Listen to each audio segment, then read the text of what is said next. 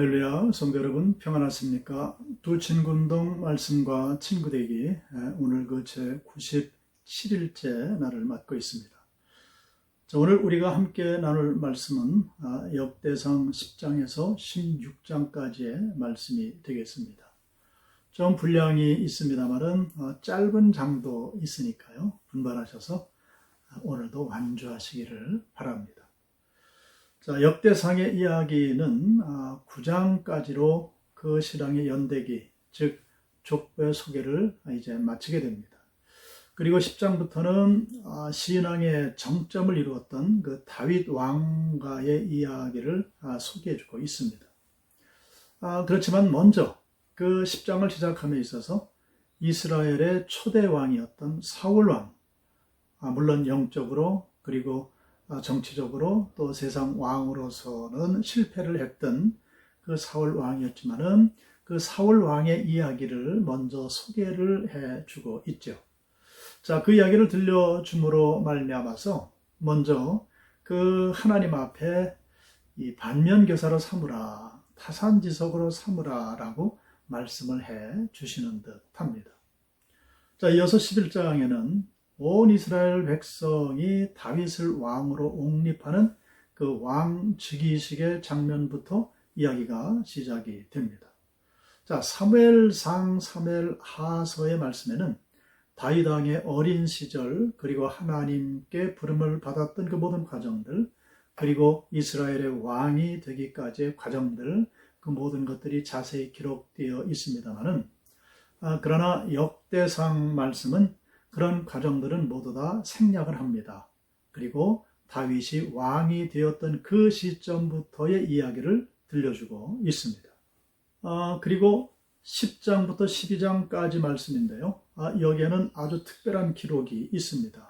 즉 다윗과 생사고락을 함께 했던 다윗의 용사들에 대한 기록이 등장을 합니다. 이것이 오늘 이 말씀을 읽는 저와 여러분들에게 주시는 그 성경의 첫 번째 특별한 의미의 말씀이 되겠습니다. 자, 다윗이 왕으로서의 즉위식은 11장 앞부분에 잠시만 언급되고 있고 이후에 12장 끝까지는 다윗과 함께했던 다윗의 용사들의 이름이 소개가 됩니다. 자, 이것이 어떤 의미일까 하는 건데요. 그 한 사람, 영웅을 소개하는 것에 집중하기보다는 그 시대에 그 민족의 뛰어난 부흥의 역사가 실은 다윗과 함께했던 그 믿음의 용사들, 그 동역자들의 헌신과 희생과 충성이 필요했다, 중요했다라는 것을 지금 역대기서 기자는 우리에게 말씀을 해주고 있는 것이죠. 자, 그것도 단순히 다윗과 함께했던 유대 지역의 형제들과 용사들만 소개해주는 것이 아닙니다. 자, 12장 말씀을 가보게 되면 하나된 왕국을 이루고 난 이후에 각 지파에서 다윗과 함께 했던 각 지파의 믿음의 용사들, 그 숫자를 모두 다 소개를 하고 있다는 겁니다.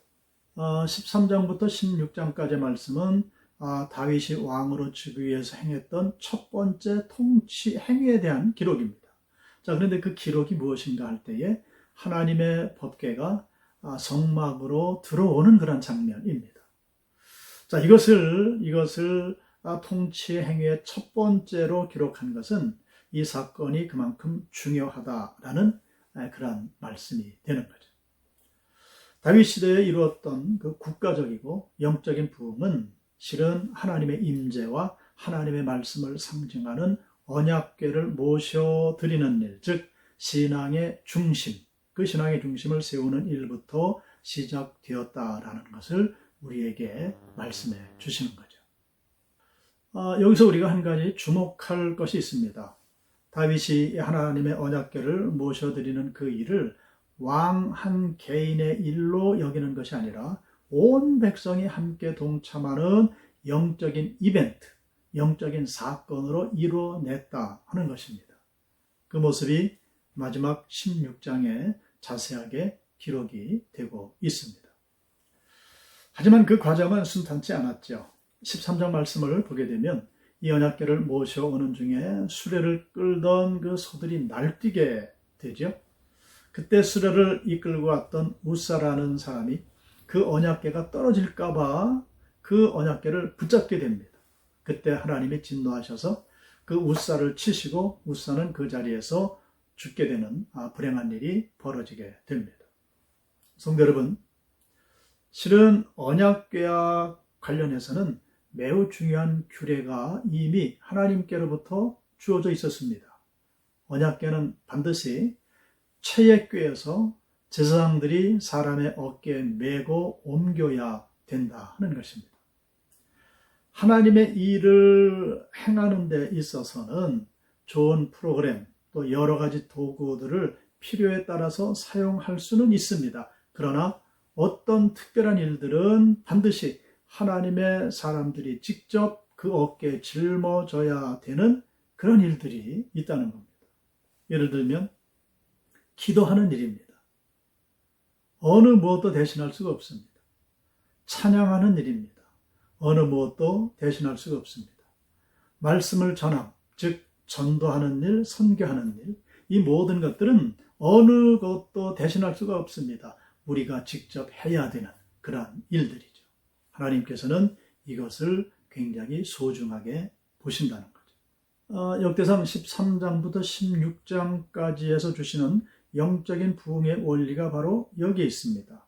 한 세 가지로 꼽을 수가 있겠습니다만은 첫 번째는 가정이나 교회나 또 나라나 그 부흥에 있어서 중요한 것은 하나님이 중심이 되어야 한다는 겁니다. 즉 영적인 일이 중심이 되어서 든든한 기둥처럼 세워져야 한다는 것이죠. 자, 두 번째는 그 영적인 중심을 세우는 그 일도 사람의 열정만으로가 아니라 하나님의 말씀에 따라서 이루어져야 한다는 것입니다. 자, 세 번째는 그 중심에 있는 몇몇 사람들만이 아니라 모든 신앙 공동체가 함께 공유하는 신앙의 사건이 되어야 한다는 것입니다. 자, 그렇다면 오늘 우리가 도전을 받게 됩니다. 우리가 제주 성례교회를 통해서 우리가 속해 있는 모든 기관들, 모든 단체들, 그리고 하나님 앞에 예배 드리는 그 대집회, 또 구역예배, 소집회, 이러한 모든 것들에 있어서 하나님 중심, 또 말씀 중심, 그리고 모든 신앙 공동체가 함께하는 신앙의 사건이 되어야 함을 깨닫게 되는 것이죠.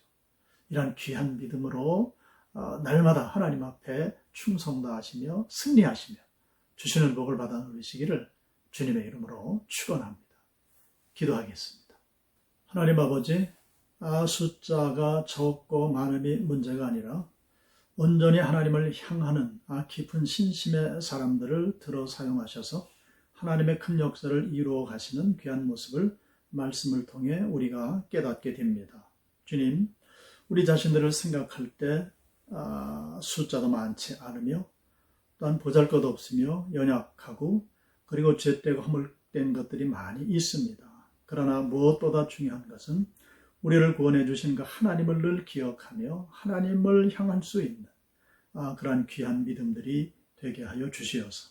주님, 우리가 섬겨내는 이 귀한 제주 성례교회가 제주 선교의 첫 열매로서의 그 자리를 온전히 지켜내게 하시고 많은 이들에게 아름다운 영향력을 끼쳐낼 수 있는 신앙 공동체가 되게 하여 주시옵소서. 예수 그리스도의 이름으로 기도드리옵나이다. 아멘.